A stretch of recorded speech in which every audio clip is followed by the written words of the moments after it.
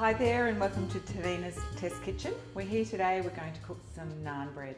We're going to do a couple of options. We're going to do some cheese naan and just some ordinary naan, and of course we're going to use the Thermomix to make our dough. I'm actually going to use fresh yeast. So what we have here is some fresh yeast, not dried yeast. You can use dried yeast. This is 30 grams of fresh yeast. Just put that in, and we're going to activate that by warming it up with the Thermomix. We're going to put a little bit of sugar in, just about 2 teaspoons of raw sugar. We're going to put an egg in the dough, so we're going to blend that at the same time. Some Greek yogurt, so it's about 80 grams of Greek yogurt there.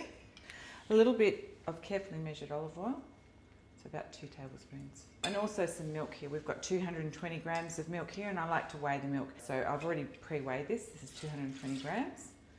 Let's just blend that up really quickly before we start warming it up. So I'm just going to go up to speed 7 just to quickly blend everything together for 3 seconds. And then we're going to warm it on 37 degrees. You'd never go above 37 degrees because you'll find that that will actually cook your yeast, and we're only going to do a minute. So in fact, the milk is cold enough that it won't reach the 37, which is fine. So 1 minute, and we're just going to help activate the yeast just on speed 1 or 2, up to you. So we've warmed our yeast up, we're ready to go. We're going to make the dough. So all we're doing is adding 550 grams of our Lauki baker's flour. This is a great flour because it comes in a 5 kilo bag, which is really handy when you're making a lot of bread, like I do. A baker's flour is a really great idea for all bread making because it has a higher protein, so it holds the rise. Okay, so we're just going to put all of that in straight away. And I'm also going to add my salt, so just a generous pinch of salt flakes.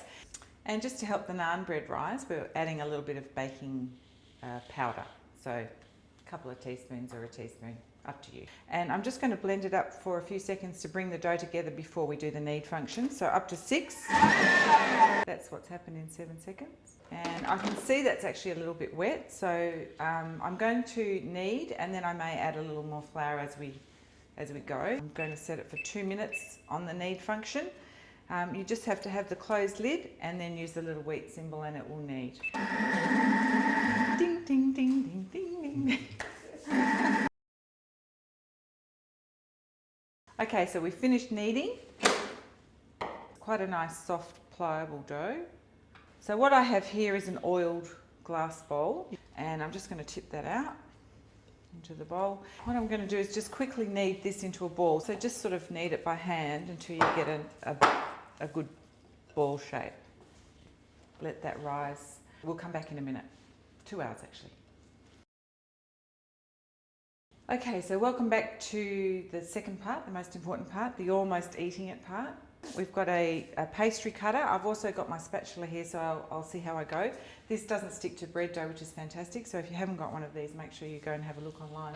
So our bread dough has risen beautifully, our naan dough, and you can see this is just a perfect rise we've got happening here. I'm just going to tip that out. There we go. And then we just want a little bit of flour on that as well, on both sides. What we're going to do is cut it in half, and we'll make some straight naan and then some cheese naan as well. So just divide it up basically into pieces, however many pieces you're planning on using. I have preheated my pizza stone in the oven for a couple of hours. So just form it into sort of a tier shape. You know, rustic is great. You shouldn't have to turn it over, it'll cook by itself both sides. So we'll put these in the oven and we'll come back in about 5 minutes. They only literally take about 5 minutes to cook, and then we'll form some cheese ones and I'll show you how that's done as well. So our naan are finished. We've got some melted butter with some honey here, just in case. You can either drizzle it or dip it right in. Pretty good. You're going to love it. So if you'd like to make a cheese naan, just same bread, same dough, we're just going to flatten it a little bit with the rolling pin. And what I have done here already is mix up some cream cheese with some parmesan, some grated parmesan. So I'm just going to use a little bit of that, spread it on half of the bread dough,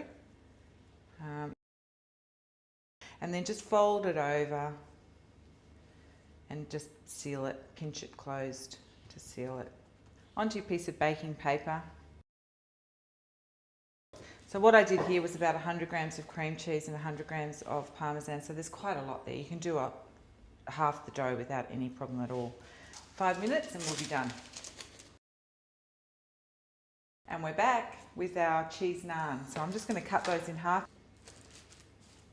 Should have a little pocket full of yummy melty cheese.